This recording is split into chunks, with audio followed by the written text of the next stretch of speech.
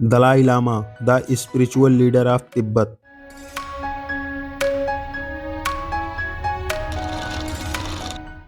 अशोक महान, the greatest emperor of India.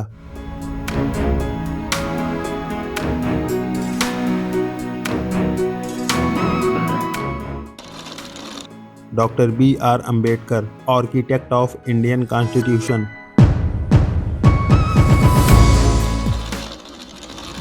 Akira Kurosawa, great Japanese film director. Steve Jobs, founder of Apple. पता है इन सभी में क्या कॉमन है? आप सोच रहे होंगे कि हाँ, ये सब महान व्यक्तित्व हैं, इन्होंने दुनिया को बदल दिया। लेकिन एक और चीज है जो इन सब में कॉमन है, ये सभी बौद्ध दर्शन से किसी न किसी तरह से जुड़े हैं। बट क्या आपको पता है कि जो धर्म कभी भारत की आत्मा था, जो धर्म कभी एशिया के आधे से ज्यादा देशों का मुख्य धर्म था, जो धर्म कभी दुनिया की सबसे बड़ी यूनिवर्सिटी नालंदा का आधार था, आज वो धर्म अपने ही जन्म स्थान भारत में सिर्फ 0.7% लोगों द्वारा फॉलो किया जाता है। नमस्कार दोस्तों, यह है the untold story of Buddhism in India. एक ऐसी कहानी जो आपको शॉक कर देगी, एक ऐसी कहानी जिसे इतिहास की किताबों में छुपा दिया गया है।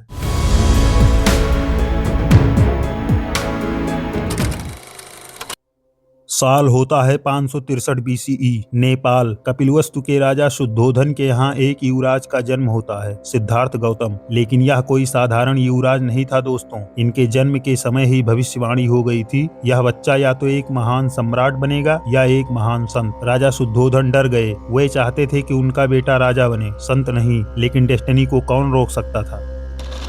उस समय भारतीय समाज में वर्ण व्यवस्था अपने चरम पर थी, जो बेहद कठोर, जटिल और शोषणकारी हो चुकी थी। यह एक ऐसी व्यवस्था थी जहां समाज को 4 हिस्सों में बांटा गया था। ऊपर बैठे थे ब्राह्मण, उसके बाद क्षत्रिय, फिर वैश्य और सबसे नीचे शूद्र। और जानते हो इस व्यवस्था में शूद्रों को क्या मिलता था? कुछ नहीं, ना सम्मान, ना समानता, ना अधिकार। राजकुमार सिद्धार्थ के मन में सवाल उठने लगे थे। क्यों कुछ लोग जन्म से ही श्रेष्ठ माने जाते हैं? क्यों किसी को जन्म से ही अछूत समझा जाता है? क्यों इतना दुख है इस संसार में? फिर 29 साल की उम्र में एक रात युवराज सिद्धार्थ ने अपना महल छोड़ दिया अपनी पत्नी को, अपने बेटे को, अपना राज्य, सब कुछ। सच्चाई की तलाश में निकल पड़े। सिद्धार्थ ने हर तरीका आजमाया, कभी खुद को भूखा रखा, कभी सांस रोकी, कभी शरीर को कष्ट दिया, लेकिन ज्ञान नहीं मिला। फिर एक दिन उन्होंने महसूस किया, ना तो अत्यधिक भोग सही है, ना ही अत्यधिक त्याग। इसे कहते हैं मध्यम मार्ग, द मिडिल पाथ। 6 साल की कठोर तपस्या के बाद बोधगया में बोधि वृक्ष के नीचे उन्हें ज्ञान प्राप्त हुआ और वो बन गए बुद्ध,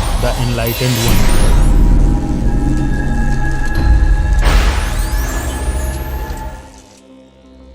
सारनाथ में बुद्ध ने अपना पहला उपदेश दिया। 5 भिक्षुओं को दिया गया यह उपदेश धर्म चक्र प्रवर्तन कहलाया और यहीं से शुरू हुई एक क्रांति जो पूरी दुनिया को बदल देने वाली थी। लेकिन बुद्ध का संदेश क्या था? क्या था उनकी टीचिंग्स में ऐसा कि पूरा समाज बदल गया?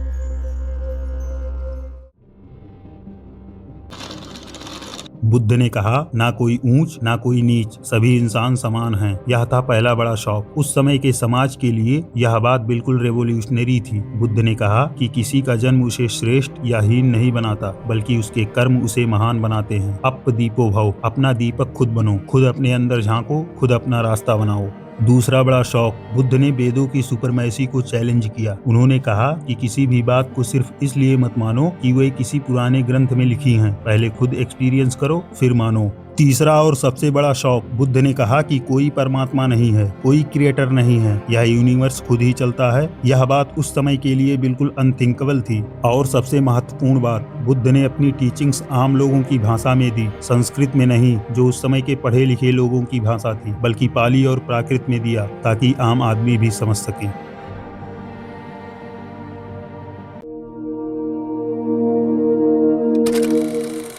बुद्ध ने कहा यह वर्ण व्यवस्था गलत है। उन्होंने कहा कि कोई इंसान छोटा नहीं, कोई इंसान बड़ा नहीं, शूद्र, दलित, महिलाएं, व्यापारी सब बराबर हैं। और जानते हो इसका क्या असर हुआ? सारे दलित लोग, सारे कमजोर लोग, सारे पीड़ित लोग, वह सब इस धर्म की ओर भागे क्योंकि बुद्ध ने उन्हें सम्मान दिया। पहली बार किसी ने उन्हें बराबर माना। बौद्ध धर्म बहुत सरल था। वैदिक धर्म में क्या था? महंगे रीति रिवाज, ब्राह्मणों का वर्चस्व। बौद्ध धर्म कोई बलि नहीं, कोई ब्राह्मण का एकाधिकार नहीं। बुद्ध के मृत्यु के बाद उनके शिष्यों ने उनकी टीचिंग्स को आगे बढ़ाया। लेकिन असली गेम चेंजर आया 268 ईसा पूर्व में, एम्परर अशोका के काल में।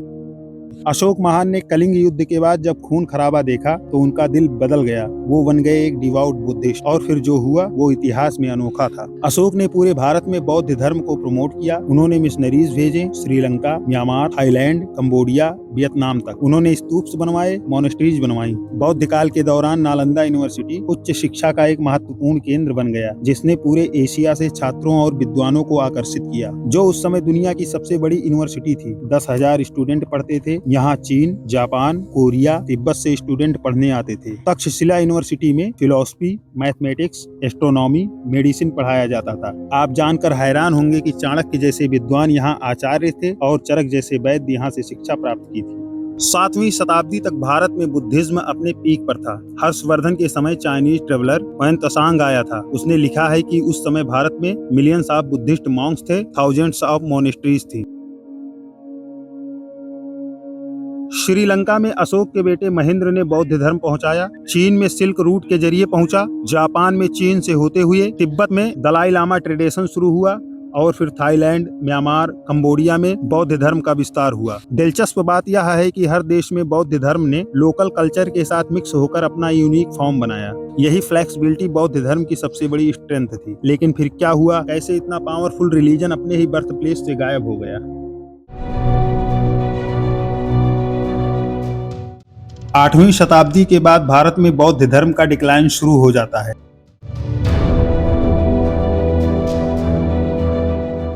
इसके पीछे कई कारण थे। पहला कारण लॉस ऑफ रॉयल पैट्रनेज। सम्राट अशोक के बाद जब नए सम्राट आए तो आने वाले सभी सम्राटों ने बौद्ध धर्म को अशोक के समान स्तर पर राजकीय संरक्षण जारी नहीं रखा। गुप्त काल के बाद जो रूलर्स आए ज्यादातर हिंदू थे। प्राचीन काल में रॉयल सपोर्ट के बिना कोई भी रिलीजन सरवाइव नहीं कर सकता था। बौद्ध मोनेस्ट्रीज ट्रेड रूट पे डिपेंड करती थी। सिल्क रूट के डिक्लाइन के साथ इकोनॉमिक सपोर्ट कम हो गया। मोनेस्ट्रीज को फंडिंग नहीं मिली, यूनिवर्सिटीज को सपोर्ट नहीं मिला। दूसरा कारण इंटरनल कॉन्फ्लिक्ट्स। बुद्धिज्म में भी झगड़े शुरू हो गए। थेरवाद बनाम महायान बनाम वज्रयान, अलग अलग स्कूल्स ऑफ थॉट्स आपस में लड़ने लगे। यूनिटी टूट गई। तीसरा कारण कॉम्प्लेक्सिटी इन लेटर बुद्धिज्म। जो बुद्धिज्म ओरिजिनली बहुत सिंपल था वो बाद में बहुत कॉम्प्लेक्स हो गया। तांत्रिक प्रैक्टिसेस, कॉम्प्लेक्स रिचुअल्स, यह सब आ गया। आम आदमी से यह कनेक्ट नहीं कर पा रहा था। शुरुआत में बौद्ध धर्म कहता था कोई देवता नहीं, कोई मूर्ति नहीं, लेकिन कालांतर में महायान ने बुद्ध की मूर्तियों की पूजा शुरू कर दी। और जानते हो इसका क्या मतलब था? बौद्ध धर्म धीरे धीरे वही सब बन गया जिसके खिलाफ वह खड़ा हुआ था। रीति रिवाज, मूर्ति पूजा, अंधविश्वास।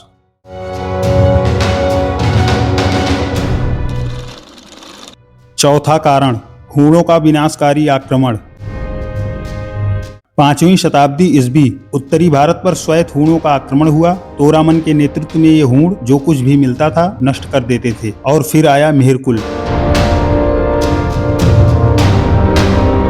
चीनी तीर्थयात्री ह्वेनसांग और अन्य ऐतिहासिक स्रोतों के वृत्तांतों के अनुसार मिहिरकुल बौद्धों के प्रति बेहद क्रूर था। मिहिरकुल ने हजारों भिक्षुओं को मार डाला, तक्षशिला के बौद्ध विहारों को नष्ट कर दिया, बौद्ध ग्रंथों को आग लगा दी। और यह सिर्फ पंजाब तक सीमित नहीं था, पूरे राजपूताना, उत्तर पश्चिमी भारत, सब जगह बौद्ध धर्म का सफाया हो गया।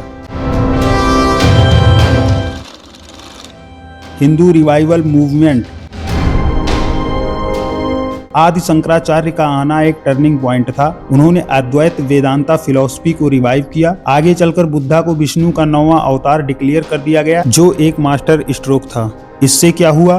बुद्धिस्ट टीचिंग्स को हिंदू फिलॉसफी में ऑब्जर्व कर लिया गया। इस समावेश ने बौद्ध धर्म की अलग पहचान को धीरे धीरे धुंधला कर दिया, जिससे आम लोगों के लिए दोनों धर्मों के बीच अंतर करना मुश्किल हो गया। लोगों को लगा कि बुद्धा वर्शिप करना और हिंदू गॉड्स की वर्शिप करना सेम थिंग्स है।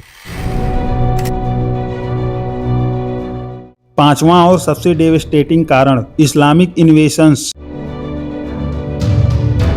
1193 में बख्तियार खिलजी ने विक्रमशिला और नालंदा यूनिवर्सिटी को डिस्ट्रॉय कर दिया। 9 मिलियन बुक्स जल गए, मॉन्क्स को मार दिया गया, लाइब्रेरीज को डिस्ट्रॉय कर दिया गया।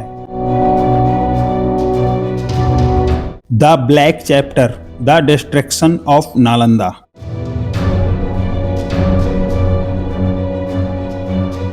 दोस्तों, नालंदा का डिस्ट्रक्शन शायद ह्यूमन हिस्ट्री की सबसे बड़ी ट्रेजेडीज में से एक है। यह यूनिवर्सिटी 800 साल तक चली थी। यहाँ का लाइब्रेरी 3 महीने तक जलता रहा था। फारसी इतिहासकार मिनहाज सिराज का अकाउंट है कि जब लाइब्रेरी जल रही थी तो आसमान स्मोक से काला हो गया था। हजारों सालों का नॉलेज, रिसर्च, लिटरेचर सब कुछ जलकर राख हो गया। यह सिर्फ बुक्स का डिस्ट्रक्शन नहीं था, यह था एक कंप्लीट सिविलाइजेशन का एंड। इसके बाद बुद्धिस्ट मॉन्क्स भाग गए तिब्बत, श्रीलंका, म्यांमार में। इंडिया में बुद्धिज्म प्रैक्टिकली डिस्ट्रक्टेड हो गया।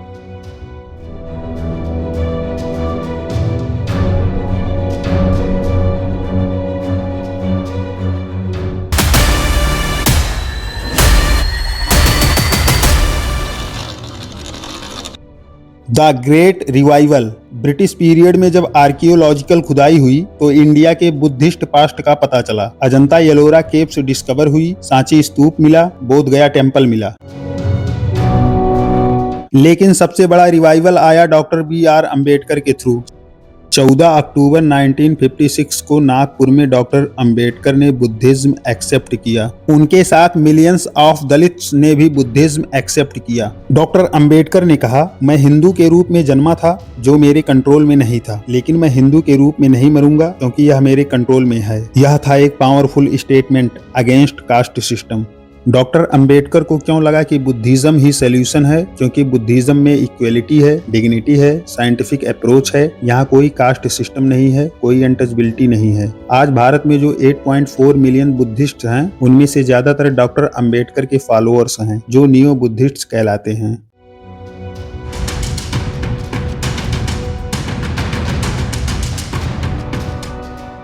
अब बात करते हैं बुद्धिज्म ने इंडियन सोसाइटी पर क्या इम्पैक्ट डाला। Number 1, attack on caste system. बौद्ध धर्म ने जाति प्रथा को चुनौती दी। बुद्ध ने कहा, जन्म से कोई श्रेष्ठ नहीं, कर्म से बनता है इंसान। इससे दलित और महिलाओं को सम्मान मिला। यह अपने समय का क्रांतिकारी विचार भारतीय समाज के सबसे गहरे तहों तक पहुंच गया, जिससे आगे चलकर बौद्ध धर्म के दबाव से हिंदू धर्म को भी अपने को सुधारना पड़ा। Number 2, women empowerment. दुनिया का पहला ऑर्गेनाइज्ड वीमेन्स मूवमेंट। बुद्धा ने महिलाओं को स्पिरिचुअल पाथ पर चलने का इक्वल राइट्स दिया। यह पहली बार था जब किसी धर्म ने महिलाओं को धार्मिक शिक्षा और आध्यात्मिक पथ का अधिकार दिया। Number 3, education revolution. Nalanda, Takshashila, Vikramshila ये सब बुद्धिस्ट यूनिवर्सिटीज थी। यहाँ डिबेट कल्चर था, क्वेश्चनिंग एनकरेज्ड था। यह मॉडर्न एजुकेशन सिस्टम का फाउंडेशन बना। नालंदा यूनिवर्सिटी दुनिया की फर्स्ट इंटरनेशनल रेजिडेंशियल यूनिवर्सिटी थी। चीन, कोरिया, जापान, तिब्बत, इंडोनेशिया और अन्य मध्य एशियाई देशों से स्टूडेंट आते थे। इसमें 10,000 स्टूडेंट्स और 2,000 टीचर्स थे। यह आज के हार्वर्ड, ऑक्सफोर्ड से भी बड़ा था। पारंपरिक ब्राह्मणवादी शिक्षा अक्सर केवल उच्च वर्णों, विशेषकर ब्राह्मणों और क्षत्रियों तक सीमित थी। इसके विपरीत यहाँ सभी को शिक्षा का अधिकार था, चाहे वह किसी भी वर्ण का हो। Number 4, medical science. प्राचीन भारत में बौद्ध मठ और विहार केवल धार्मिक शिक्षा के केंद्र नहीं थे, बल्कि Buddhist Monks medical science develop करते थे। सर्जरी, मेडिसिन, साइकोलॉजी, इन सब में ब्रेक थ्रू रिसर्च हुई थी।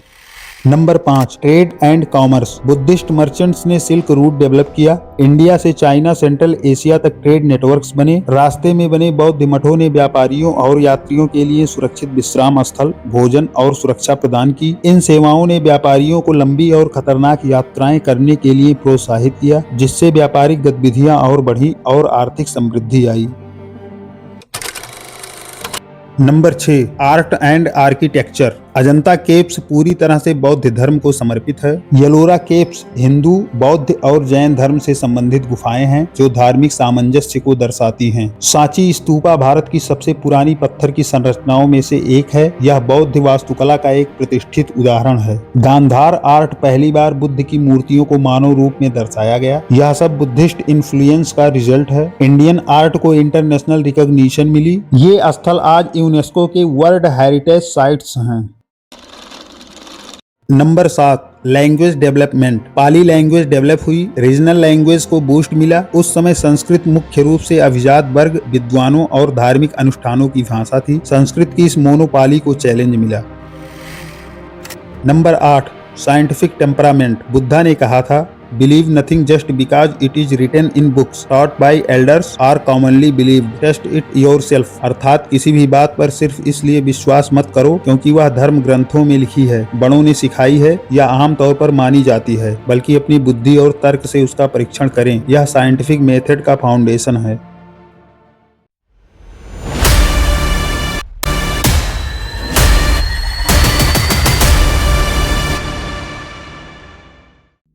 What if Buddhism had survived in India? Imagine करिए अगर बुद्धिज्म इंडिया में सरवाइव कर जाता तो क्या होता।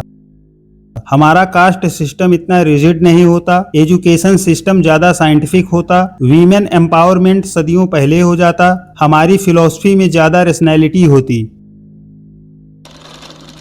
चाइना में कन्फ्यूशनिज्म और बुद्धिज्म का कॉम्बिनेशन देखिए, वो टेक्निकली और इकोनॉमिकली कितने एडवांस्ड हैं। जापान में बुद्धिज्म और सिंटोइज्म का कॉम्बिनेशन, इनोवेशन और डिसिप्लिन का परफेक्ट ब्लेंड। हमारे यहाँ अगर बुद्धिज्म सरवाइव कर जाता तो इंडिया का इंटेलेक्चुअल लैंडस्केप कंप्लीटली डिफरेंट होता। हम साइंस में, टेक्नोलॉजी में, फिलोसफी में वर्ल्ड लीडर्स होते, लेकिन हिस्ट्री को चेंज नहीं कर सकते। हाँ, इससे सीख जरूर ले सकते हैं। मॉडर्न इंडिया में बौद्ध धर्म, आज 21वीं शताब्दी में बुद्धिज्म फिर से रिलेवेंट हो रहा है। माइंडफुलनेस मेडिटेशन जो आज पूरी दुनिया में पॉपुलर है, यह बुद्धिस्ट कॉन्सेप्ट है। Stress management, mental health, modern psychology में बुद्धिस्ट टेक्निक्स यूज हो रही है। एनवायरमेंटल कॉन्शियसनेस, बुद्ध का इंटरकनेक्टेडनेस का कॉन्सेप्ट आज क्लाइमेट चेंज के कॉन्टेक्स्ट में बहुत रिलेवेंट है। सोशल इक्वेलिटी मूवमेंट्स जो आज कास्ट सिस्टम के अगेंस्ट मूवमेंट्स चल रहे हैं, उनमें बुद्धिस्ट फिलॉसफी का इन्फ्लुएंस है। टेक्नोलॉजी सेक्टर में भी बुद्धिस्ट माइंडफुलनेस टेक्निक्स का यूज हो रहा है। गूगल, एप्पल जैसी कंपनीज में मेडिटेशन प्रोग्राम्स हैं। बुद्धिज्म की राइज एंड फॉल से हमें क्या सीख मिलती है? एक, यूनिटी इन डाइवर्सिटी। जब बुद्धिज्म यूनाइटेड था तो पावरफुल था, इंटरनल कॉन्फ्लिक्ट्स ने इसे वीकन किया। दो, रिलेवेंस विथ टाइम, जो रिलीजन्स अपने टाइम के साथ एडॉप्ट होते हैं वो सरवाइव करते हैं। Education is power, knowledge centre का डिस्ट्रक्शन सिविलाइजेशन के डिस्ट्रक्शन के बराबर है। पॉलिटिकल सपोर्ट मैटर्स, कोई भी सोशल मूवमेंट्स को पॉलिटिकल सपोर्ट चाहिए लॉन्ग टर्म सर्वाइवल के लिए। सिंपलिसिटी वर्सेस कॉम्प्लेक्सिटी, जो मैसेज सिंपल और रिलेटेबल हो वो मासेस तक पहुंचता है। The future of Buddhism in India, आज बुद्धिज्म ग्लोबली ग्रोइंग है। अमेरिका में, यूरोप में millions of people Buddhist practices follow कर रहे हैं। दलाई लामा वर्ल्ड के मोस्ट रिस्पेक्टेड स्पिरिचुअल लीडर्स में से हैं। इंडिया में भी एक नई अवेकनिंग हो रही है। यंग जनरेशन ज्यादा ओपन माइंडेड है, वो रेशनैलिटी को वैल्यू करते हैं। बुद्धिस्ट फिलोसफी का प्रैक्टिकल अप्रोच उन्हें अट्रैक्ट कर रहा है। कई इंटेलेक्चुअल्स, आर्टिस्ट, राइटर्स बुद्धिज्म की तरफ अट्रैक्ट हो रहे हैं। Not necessarily conversion but Buddhist values और प्रैक्टिसेस को एडॉप्ट कर रहे हैं। दोस्तों, बुद्धिज्म सिर्फ एक रिलीजन नहीं है, यह है एक वे ऑफ लाइफ, एक फिलॉसफी, एक अप्रोच टुवर्ड्स एग्जिस्टेंस। बुद्ध ने 2500 साल पहले जो बात कही थी, इक्वेलिटी, रेशनैलिटी, कंपैशन, माइंडफुलनेस, ये आज भी उतने ही रिलेवेंट हैं। हमें अपने हेरिटेज को समझना चाहिए, हमें अपने पास्ट से सीखना चाहिए। बुद्धिज्म हमारा ओन फिलॉसफी है, हमारी ओन विजडम ट्रेडिशन है। Hated is never